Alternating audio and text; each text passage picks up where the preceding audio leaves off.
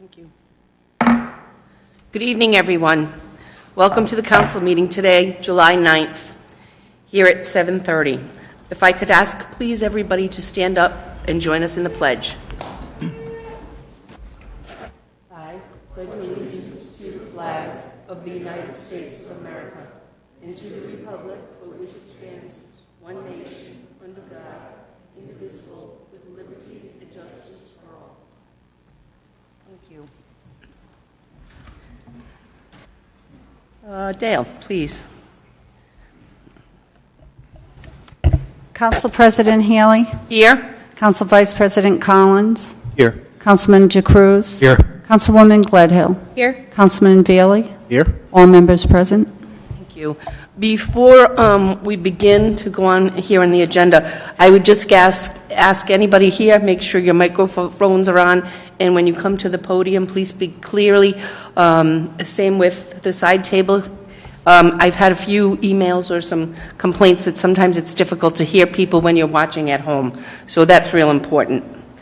Can I have a motion for the approval of item number 4, the work session of June 25th of 2018, the regular session of the same date, 25th of June 2000, and C, the closed executive session of June 25th, 2018? So moved. Second. All those in favor? Aye. Seeing none, we'll move on to item number 5. Could I please have a motion to approve the consent agenda? Motion to approve the consent agenda. Second. All those in favor? Aye. Aye. Motion carries. Moving on to item number 6, which is licenses.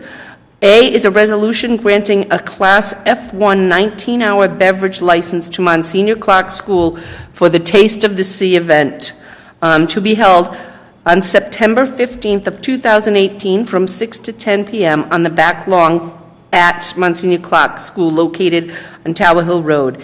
An application was placed by Sarah Marshall. Hi, Meg. Sarah. Yes, so we are just requesting, this is our 3rd annual Taste and See beer and wine tasting event. I'm proud to say that it is doing exactly what we intended 2 years ago in reconnecting the community and bringing alum back to our school. Our class of 1976 is very active in the community, so that's nice to see. So we would like to do it again this year. Great. Motion to approve license 6A. Second. All those in favor? Aye. We wish Thank you the very best. much. Good luck. Thank you. Moving on to 6B. This is a resolution granting a victualling license to UL Enterprises, doing business as Uncle Larry's on 99 Fortin Road, Suite 133 in Kingston. And it's subject to approval by the Kingston Fire Chief. And the application has been submitted by Lawrence Gable of Turo Street in Newport. Hi, how are you?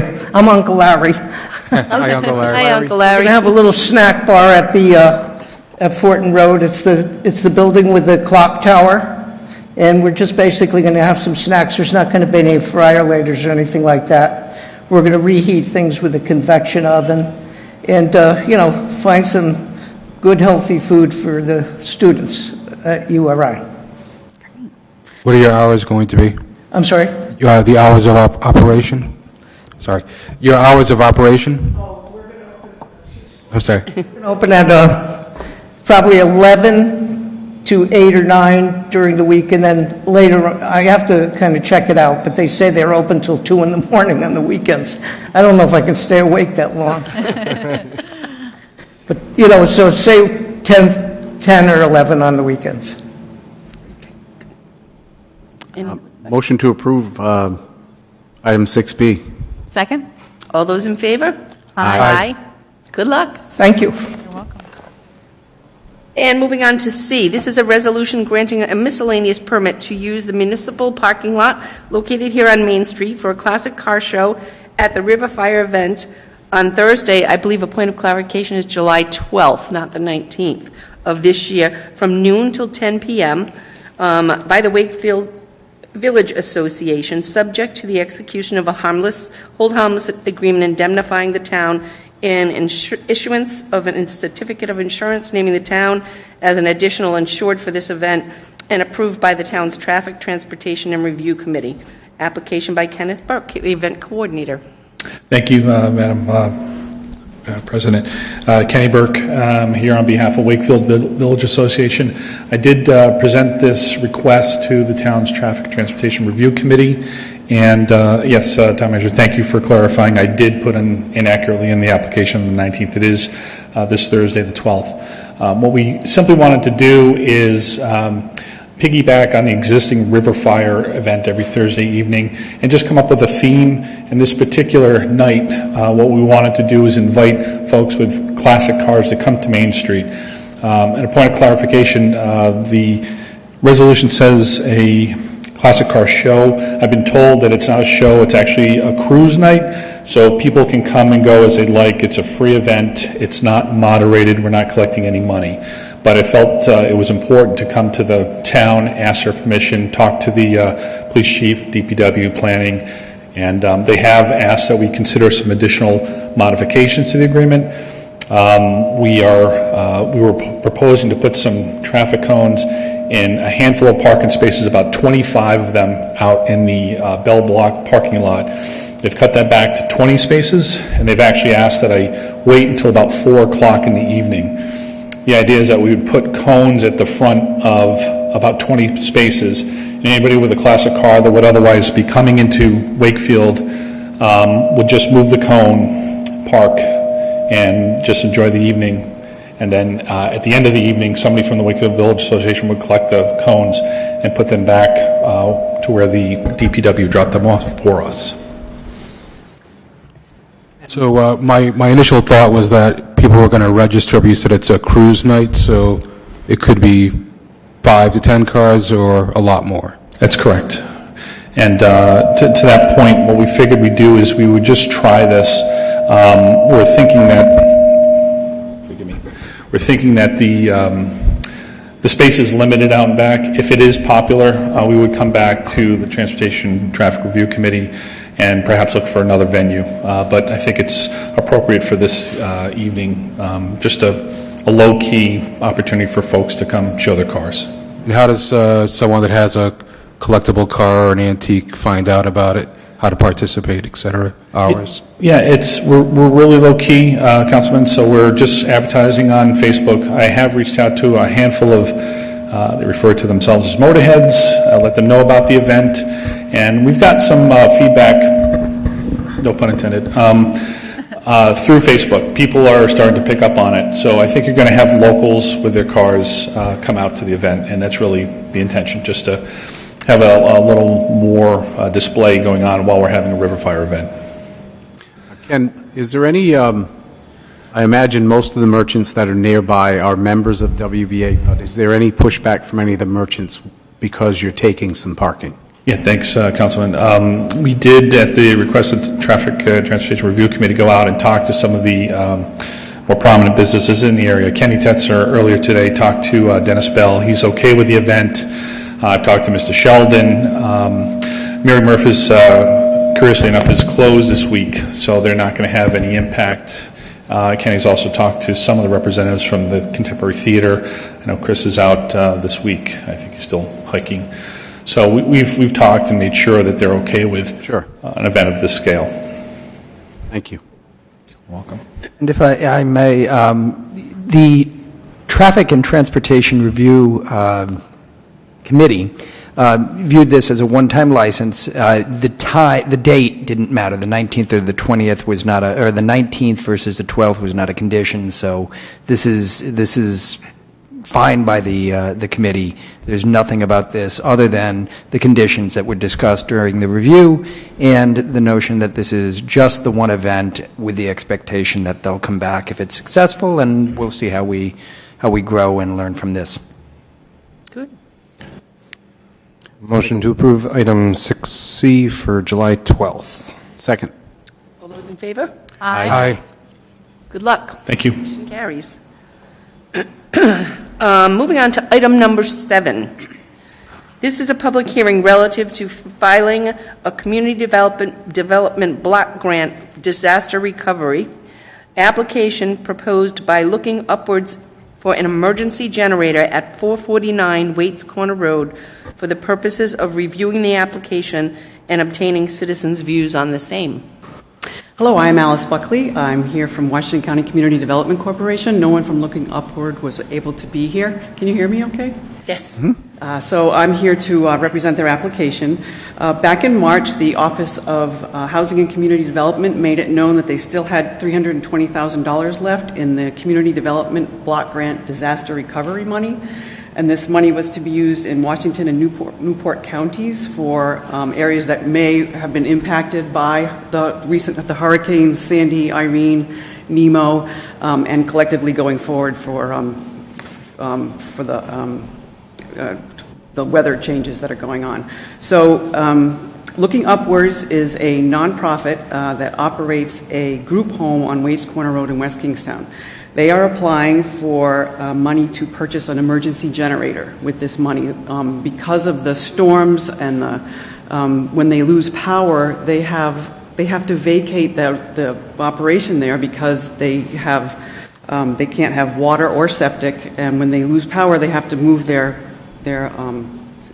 tenants out to another facility. So they'd like to purchase an emergency generator so they don't have to do that. In Nemo, they had to evacuate 14 homes with 51 residents due to power outages. And these clients have limited mobility, they're hearing impaired, they have complex medical needs, and they depend upon a routine of predictability. So this is really going to save them a lot of heartache when they have to move them.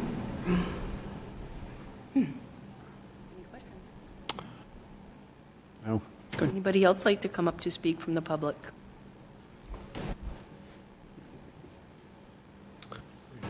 Make a motion to close the public hearing. Second? Those in favor? Aye. Public hearing is closed. Motion to approve item 7A as presented. Second. All those in favor? Aye. Motion carries. Moving on to item number 8A under communications. We have received a communication dated June 25th this year from Mary Banfield, managing member of NICE LLC, requesting a waiver of filing and advertising fees for their application for a text amendment to the zoning ordinance pertaining to the regulation of marijuana-related uses, and that has been received and placed on file. How do we want to direct? Is Mary here, or is anybody here to speak? I can get my microphone to work. You have presently no policy or procedure for reducing these fees. I think that it is not something that you should do on an ad hoc basis.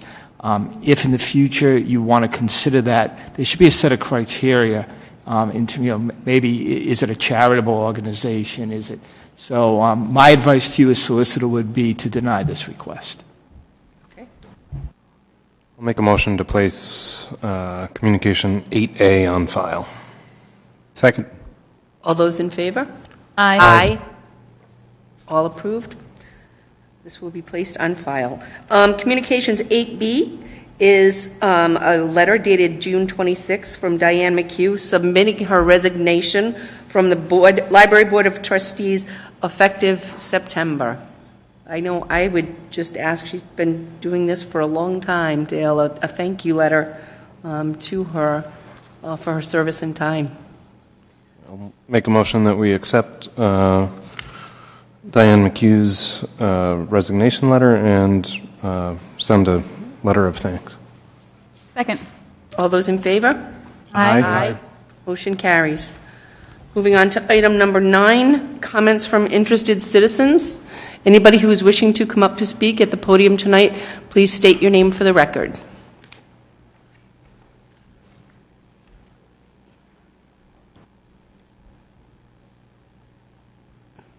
Hi, Meredith Arcaro. You need my address? I think we have it on the record because you've spoken. Maybe. I haven't moved yet. I just have a question for the chief. On a vehicle, there's 2 plates in Rhode Island, right? Front plate, back plate. So is that against the law if you don't have a front plate and a back plate? No. It's not a violation? Excuse me? No, I'm not talking about undercover, I'm talking about in general, in Rhode Island. You're supposed to have a front plate and a back plate. Okay, well, how much do you get for a ticket? Does anybody know how much you get for a ticket? Each ticket that's written on a ticket book? How much does the town get? How much does the state get? You know that, Chief? Well, the town gets a percentage of a ticket written, correct? Well, if you just stand in a street in 2-hour period, you'll see about 25 cars, no front plate and a back plate. So it's a law for a reason. I think if you start giving people tickets or a 5-day tag, you'll see 2 plates, because it's a reason in Rhode Island. Do you know what I mean? It's a good way to make easy money if you're breaking the law. Just a suggestion. Anybody? Thank you. Thank you. You're welcome.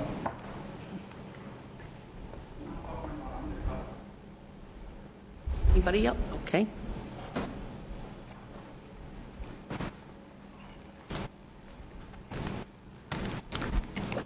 Madam President, Jim O'Neill, Matunic.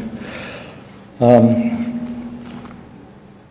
here to respond to letters to the editor by Councilwoman Gledhill a couple of weeks ago. You know, I've spent about 24 years in the political world. I was in the United States Coast Guard. Constitution, First Amendment rights mean quite a bit, should mean an awful lot to all of us. And I would hope that at this point in time that Solicitor Sillo has maybe had a conversation with Ms. Gledhill about free speech, First Amendment rights. It's nothing more important. Has to be absolutely flagrant to cross over the line, but everyone has a right up here. And as I've been reminded over all those many years I've been in the political world, we are fair game, here as well as outside. Run for office, don't run for office, that's the way it is. And that's the way it should be. But this is unprecedented that you'd think for a minute that speakers up here don't have a right to give their thoughts. Second thing I wanted to mention here was a lot of this conversation apparently began with the public knowledge, which happens in the newspapers on a foreclosure situation. And apparently a lot of the conversation began when the Winter Street address of Miss Gledhill came up for foreclosure. Never fun to think about, never fun to talk about, but nonetheless, it's there, and those of us in the real estate business have a right to look at foreclosures because we have customers who are interested in buying properties like that. Jim, if I could just interject for 1 second, because I certainly believe in comments from interested citizens. Absolutely, everybody has their right to come up. That's why we have this time. But I know this situation has been discussed and addressed, and I just wanted to make sure that you understood we have had conversations about this. And all right, well, that's fine. Well, I'm being very careful here, but I think my issue is who should be voting on the town budget when a situation like this is active. And I think she should have abstained. I also think she should have abstained from voting on the town budget when she was 9 months in arrears on the campaign finance fines.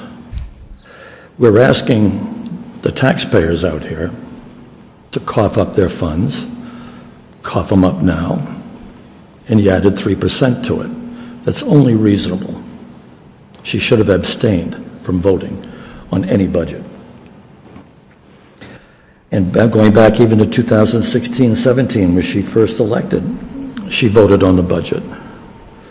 And apparently at the same time, there were writs of execution by the Superior Court showing that they were in arrears on at least 2 small business debts. But she voted on the budget. I really think there's got to be, that's just a terrible conflict of interest. Basically, you're asking taxpayers to subsidize you. And frankly, you have no right to hold the public to a higher standard Mr. O'Neill? than you're yourself. With 14 years of experience on this council, I would hope you would know that none of that disqualifies me from voting on the budget or requires me to recuse myself from anything at this table. And I'll go on to say that you may have a legal right to do that. Isn't that interesting? But ethically and morally, it's nothing short of repulsive. I don't know what the award is going to be for your husband's injury. Obviously, it's substantial. I think at this point, think we Mr. need- O'Neill, we're discussing the personnel issues of a council person is really, I would ask the president to rule that out of order. I will move that out of order, okay. And I also have to say, even as president, when things were being brought to the attention of the council, I know people have personal situations in their life, and we looked at the town charter, we reviewed the town charter. There was nothing within our town charter that didn't give Liz the right to be able to engage. And you may personally feel it's not morally correct, but as a town council, Liz certainly had the right to vote. And as I said, yes, just my thoughts, ethically and morally, she should not have done that. You know, I think back, for me to say something like this, I think I have a right to say something like this. My time in the United States Coast Guard was done at search and rescue operations at Salem, Massachusetts, and Otis Air Force Base. We were first responders, too. Most of my work was as an aviation electrician's mate. My job was to keep airplanes and helicopters in the air. Very important for a first responding group. And you want to know about danger, that's incredible. The men and women of the Coast Guard are phenomenal. You can't believe the risks that are undertaken there. Jim, I think you've reached your 5-minute time limit. I'm sorry. Well, I can come back then and talk about paragraph 3 and 4 here. So you want me to do that in a second? You want to ask someone else if they want to speak? I certainly would, but I understand where you're coming from, and you certainly have the right to speak. But the situation has been addressed, and that's how I feel about it. But that's just my own opinion. There's 5 of us here. No question. I'll add that everybody has their First Amendment right to come up and speak. When a line is crossed and you start to get into personal attack, I think it takes away from the integrity of the meeting. Well, you have to, apparently none of you read her letters about her situation. She went on to talk about, and I use the word, catastrophic injury to her husband. Those were her words. Everything I've given here was about her letters that were in the newspaper. Catastrophic. Still going down personal. I'm sorry, this is totally inappropriate. I'm going to say that this is out of order, and I don't think this discussion could continue, but if you'd like to reach out to me and discuss it over the phone or have a private meeting, I'd be happy to discuss it with you. Well, let me just end with this. You were all here 2 weeks ago when I sat over here. And this catastrophically injured husband of hers came in, 120 seats were available to sit in. This is so inappropriate right now. I so appreciate the things that And people he have said forced here. me out, intimidation, harassment, and forced me to move away from my seat. So if you can't handle facts, nothing I can do. No, we never even saw that, so I can't even speak to the fact that It's that so happened. inappropriate. Mike, is there anything else you want to add to this? I think you should move on with public comment for other individuals who want to speak, and I'd see if there's anyone else who hasn't spoken yet before someone else comes up. That's already been. All right. Is there anybody, Meredith, before you go on to speak again for a second time, is there anybody else who hasn't spoken that would like to take the opportunity at this time? We certainly welcome you to come up to the podium and state your name. Okay. Well, I was just wondering, what's the big deal about this whole thing?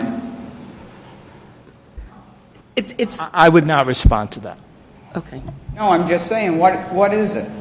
The big deal about this whole thing? If it's somebody, I'm just wondering, why are you protecting people I on would, the board. I would protect any council person against comments about their personal lives or their spouses or their children.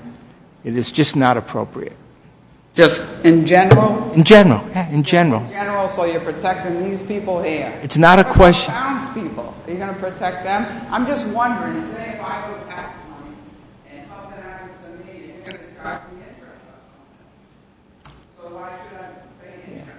Yeah, but that doesn't come to a public town council meeting. That's handled internally by the That's- tax collector's office.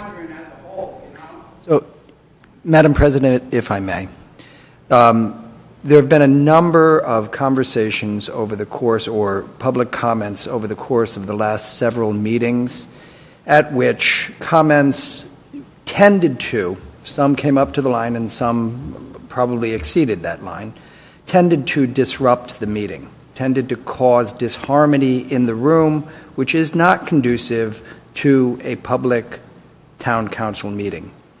The president and the council are in charge of this meeting. They have the right to I understand control that, but the flow of information in this hall to ensure that the public's business can be done in an orderly way. Okay, but I remember when a gentleman came up there and did a lot of speaking, and she wasn't even here, right? You let that guy speak. So what's the difference if she's here or she's not? The incident that you're talking about is one of the cases that I referred to. Again, the I mean, point... you let that guy speak. We didn't even see that coming, and then that person walked right out, and Yeah, but he made a point. You know, you guys are voted in. Do you agree to that? yeah, By the taxpayers, all the taxpayers in the town. You're voted in, even people by that all the live in registered apartments. voters, yes. So, I mean, you know, it's a two-way street here.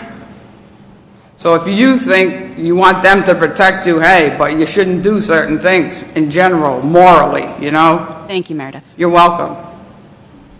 Madam President, if I may, just as a reminder to the public, the council's rules of procedure are designed not to protect individual council members. They're designed to protect the deliberative process that is the town council meeting. The reason that debate is constrained when a member of the council is behaving out of order or when a member of the public is out of order is to ensure that the order of the business remains the focus of the meeting. Thank you. I could just make a quick comment. I just wanted to say thank you, Meg, and thank you to Joe for your comments. And I just want to say that I sincerely hope if anybody in this room, including Meredith and Mr. O'Neill, found themselves in a similar situation and upon a hardship, they'd be treated with much more empathy than I've been shown during this situation. But I think I've had a hardship, like... Meredith, wait, you're out of order right now. You're out of order. She wrote the letters. We can respond to letters. I didn't bring up anything of philosophical means. I brought up every issue she brought up in her letters. And you had 5 minutes, and you met the 5 minutes. And according to our agenda, you can limit comments to 5 minutes. It's within the rules. No, I would just like to move forward and ask anybody else if they'd like to come up and speak on any other town-related business. Please come to the podium. Well, I have something that's been bothering me a bit since that letter came out that I want to address. What I didn't like is that we didn't have anything to do with Mr. Nielsen getting up and speaking. He caught us by surprise. He started talking about all the positives, and by the time, he brought up some negatives, we didn't really have a chance to react because we were all kind of stunned at what he was saying. What bothers me, though, to be honest, was, Liz, your letter attacking the moral integrity of the rest of the folks on the council. That bothered me. But I know that where you're coming from is you're feeling like maybe you're getting attacked, and I completely get that, and I feel for you. And I've been in similar situations myself, and I've helped a lot of people in similar situations, so I completely get that. But I really was hurt by the fact that you questioned our moral integrity in your letter. And I don't want to sidetrack the meeting any more than it already has. Just quickly, I recognize that hurt and that you felt insulted by that. And I felt like if I were here and one of you were absent, I certainly would have defended you, and I understand that people were taken by surprise. I wrote exactly how I felt in the moment. I felt very defensive, and I felt like it was inappropriate, and those were my feelings. And I'm happy to take the No, conversation. that's fine. Like I offline. said, I just wanted you to let you know how I felt I about totally it. respect that. Thank you. Shall we move on?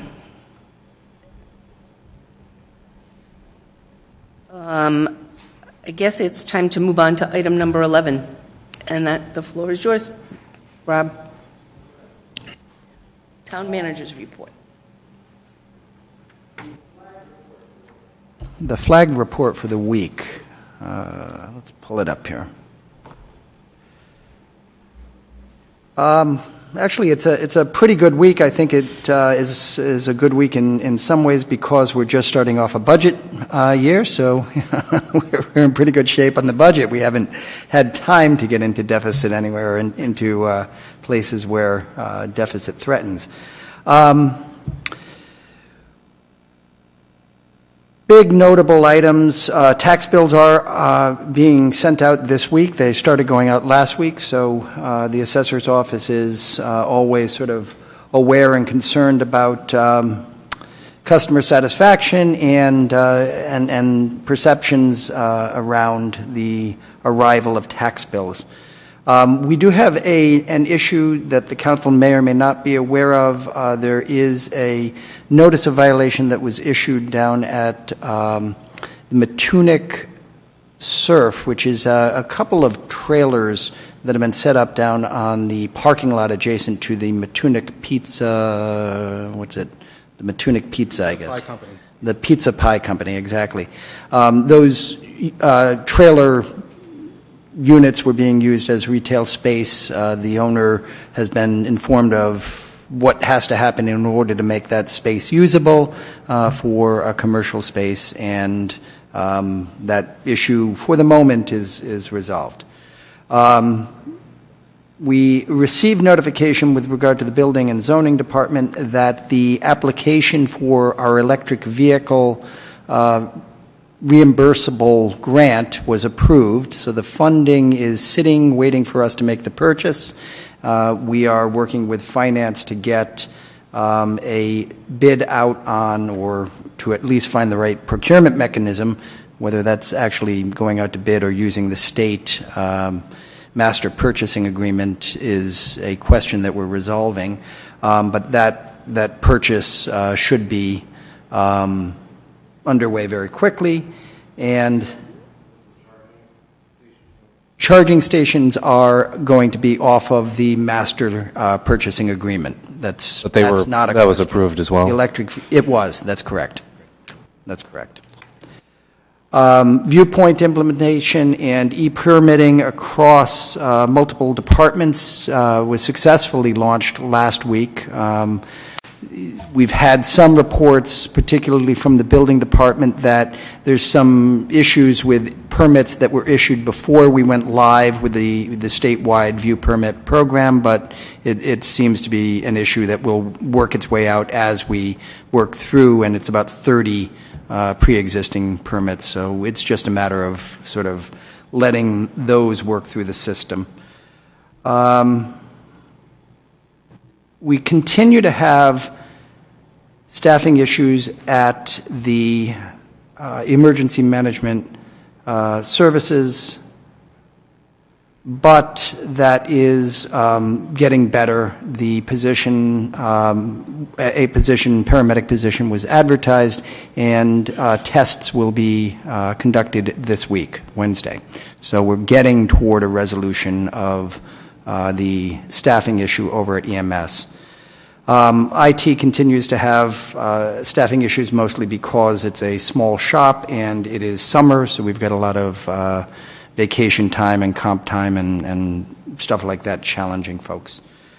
We did have a resignation in the planning department. Doug has resigned and taken a position elsewhere.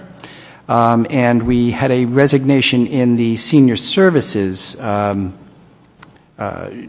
division as well. We had just hired a CNA 2 weeks ago, and circumstances sort of worked against us, and that is a vacancy again. So we were green for about a week in senior services, and hope to be green there again soon.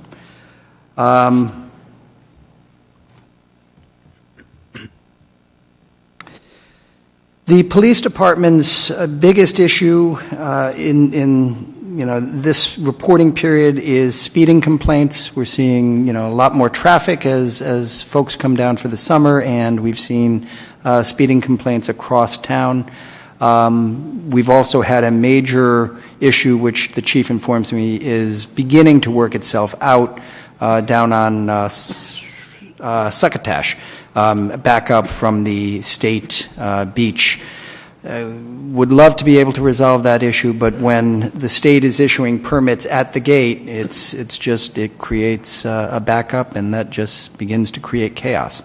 As the summer goes by and more folks have already purchased their beach passes, that problem gets to be less of an issue, and we're getting to that tipping point. Rob, can we talk to the state again? I know we did last year. Yeah, I raised this again with the chief this morning. I think that there is something for us to do there. He's reached out to the state police and may have an angle to work with the state police to sort of get some additional manpower down there to help manage traffic. Or let them pull in and be able to buy their passes on the way out. And I think that there is, I think we need to talk to DEM about the process that they're using for issuing permits. It just doesn't make any sense. In the past, we've apparently asked them to consider doing it online in the winter, do it online in the spring, do it online in the summer, get them the passes before they show up at the gate. It creates a problem for the people that live in that area. It sure does. Or even the other businesses that want to get to their business. Never mind the people that want to patronize their businesses. That's correct. I don't know whose idea it was. Somebody suggested having them pay on the way out, which I thought was a pretty good idea. I don't know if that's come up again, but... Good evening. Joe Jaber, Chief of Police. Yes, that has come up, and the state had several reasons why that wouldn't work. I can't recall all of those reasons, but we've talked about moving the booths further into the parking lot to make the line. But as Rob has said, the town manager, as the summer goes on, this problem lessens because everyone begins to get their passes, and they can be moved along quite a lot quicker. The problem is when they stack up a little bit too far in back of or north of the booths, they start to block the southbound lane, and then that's where we run into a problem. So what we've developed a system to let them back up 5, 10, 15 cars, and once they get into that travel portion on Succotash Road, we cut it off and make them continue on, circle around. So that works, but if we don't get there at 8 o'clock in the morning and have 2 or 3 officers there, we run into a problem. If we have 2 or 3 officers on Succotash Road doing that, and we have an accident or an alarm or any issue, we're short people. So I contacted the state police colonel, and she was very nice, very helpful, and this past weekend we were able to get someone from DEM, and this weekend there was someone from the state police there, and as far as I know, there were no problems this weekend. The backup, what has happened when it does back up, we have to have them circle, then we run into a problem because some people get in, some don't, and it's just a matter of luck as the day goes on. So we're working on it. Hopefully next year. I think the problem will eventually go away this year, and hopefully in the future the state can come up with another system. Unfortunately, it's tough for us when it's the town of South Kingstown, but the beach and the road are state property. But I think the point is well taken that, you know, when the state's causing difficulty like this, we have an obligation to our citizens And to do what we can to it engage repeats them in every year. Yep. That's the issue, you know. We need to engage them in the conversation. We need to keep engaging them in the conversation, and we need to be pushing for a more permanent solution than you know, simply having folks circle the block if we have a stack of 15. Yeah, as I said to Rob, too, there are 500, guessing there are 500 parking places, and there are 5,000 people that want them. You know, and when you try to widen the road or do any kind of work on you know, wetlands and beach areas, is just a lot of time to get permission to do that. And I don't even know if the state is willing to push into those marshlands. So, here we are. But the solution is there. I mean, there are things that we can do, like putting up notice boards and letting folks know, yeah, beach is closed at this point, there is no parking. Right, a lot of times we have the sign on our Route 1 that says lot full, but people ignore that and head down there anyway and take their chances, and then when they do and they're stuck in traffic for an hour, then of course they're upset. But we have to keep that lane open for emergency vehicles and for the folks that live down there. While we're on the topic of the state beach, I don't know if they still have this practice. They used to hand out plastic bags to people at the gate, and I just want to make sure we keep them in the loop for our plastic bag ban, that they don't continue doing that after for the next season. And while we have you up here, I just had a question to follow up to an email we had gotten before the 4th about the traffic on Middlebridge. And I know that you were increasing sort of patrols around that area. And I just wanted to know if, you know, it was a good weekend, you know, if there was any trouble. Yeah, I don't think we had much trouble on Middlebridge. There is a speeding problem on that road, but we have people there every day. So, and we have the speed trailer there quite frequently. So, in fact, the captain stopped the car coming in this morning on Middlebridge Road. Oh, good. Great. Thanks. So, Thank you. We'll reach out to DEM on both the parking issue again and on the plastic bags. Okay.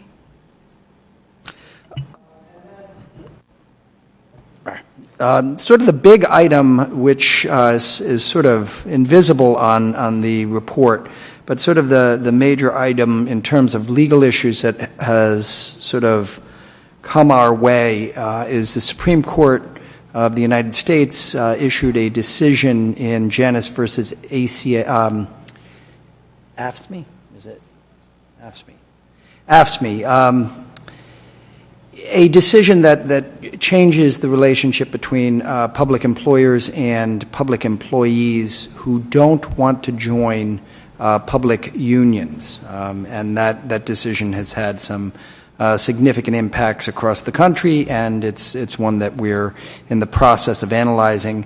For the council and for the public and for our employees' awareness, it's important for folks to know that this is not going to radically change the way that we in South Kingstown interact with our employees or our employee unions for the foreseeable future. There's nothing here that's going to radically change our relationship, again, with the unions or with our employees, at least initially, and you know, the review of all of the implications of this decision, which is pretty far-reaching, haven't been gone through. Everybody's trying to figure out, you know, read between the lines. They've made a decision that, again, changed half a century's worth of development in this public policy area. So there's a lot of stuff that still hasn't been worked out. But again, I want the council, I want the public, and I want our employees to know that we're not going to change. We're just as accessible and just as open to working with them to ensure that this is a great place to work. Rob, I just had two questions on your report. I noticed that the weed weaver tree is getting, I don't know if it's evaluated or if it's going to be taken down. And I know Tia Beckman brought that to our attention at the last meeting. I'm not sure if you've been in touch with her, but I'm sure she'd love to know if that was coming down. That's exactly why it's on the report. It is being evaluated. Great. And then also, I was thinking about the ARPA's truck that we've been wanting to get, and I wonder if there's disaster relief funds available for something like that, because, it certainly is disaster related for the issues that we're having, a preventative measure at least. So just a suggestion. Yep. We are looking into all sources of revenue for that piece of equipment. I don't think we've talked ourselves into believing we need it. I think we do, in fact, have the need, but I think we are beginning to talk ourselves into the need to do it as quickly as possible. Agreed. Thanks.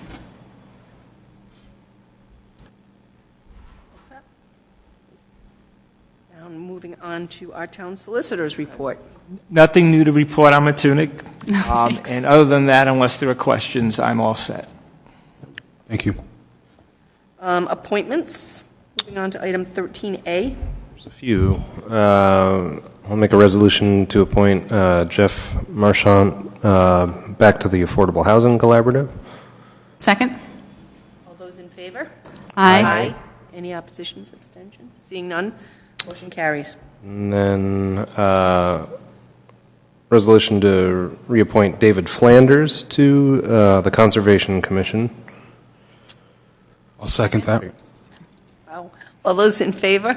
Aye. Aye. Motion also carries. Make a resolution to appoint Stephanie Cantor to the South Kingstown Partnership for Prevention. Second. All those in favor? Aye. Aye. Seeing unanimous, motion carries. And I think a resolution to reappoint Joshua Daly to the Affordable Housing Collaborative. Are we still waiting for a response from him, though? Well, he was just appointed. Right, and I'm sure he does want to be. Dale, did we hear from Josh that he wants to be? Yeah.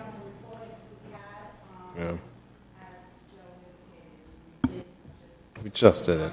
I mean, I'm comfortable reappointing if you want. That's fine. Second. I have had verbal communication with him, and he's delighted to be participating and gave no indication that he wants to stop participating. All right. Okay. I'll second that. So we have a second? Second. Yes. All those in favor? Aye. Aye. Motion carries. Moving on to item number 14, which is new business. Move on to item B, which is a resolution authorizing an award of bid for miscellaneous road building materials to the following bidders at unit prices. Those bidders are enclosed in everyone's agenda, and this was described in a memorandum from the Public Services Director to the Town Manager on July 2nd, road building materials. John's not here, right? No, Jen's not here tonight. If you have any questions, I'd be happy to pull up the memorandum, and we can talk through it. Memorandum was crystal clear to me. I'll make a motion to approve agenda item 14B. Second. All those in favor? Aye. Seeing no oppositions, move on to item number 14C, which is a resolution authorizing the town manager to execute a Rhode Island Clean Diesel Fund Program grant agreement with the Rhode Island Department of Environmental Management for a new diesel-powered dump truck. And that was also dated in a memorandum on July 2nd from the Public Services RIDEM Grant Award, Clean Diesel Fund Program. So I do have a couple of questions on this one. So I think the memorandum indicates that we would be replacing one of the 10-wheel dumps. Was it scheduled to be replaced this fiscal year? Not to the best of my knowledge. Yeah, okay.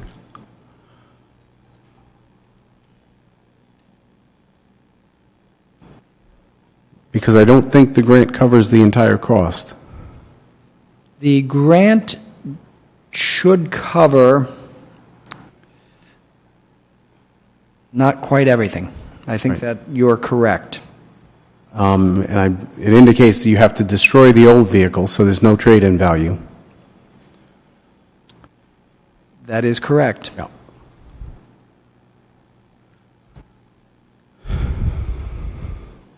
I guess the question I have is, and I don't think we have the answer tonight because John's not here, but is it accelerated by 1 year or 3 years or? Yeah. Okay. That information. Okay.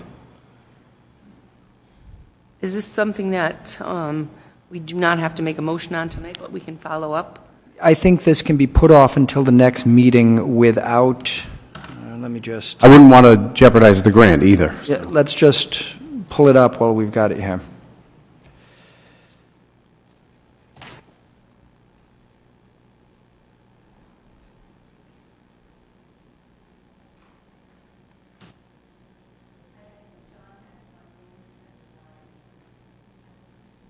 Oh, do you have it?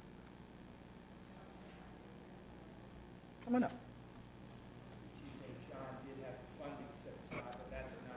That's not the question. Well, that would satisfy one of my concerns, that if we're going to accelerate, where's the funding coming from?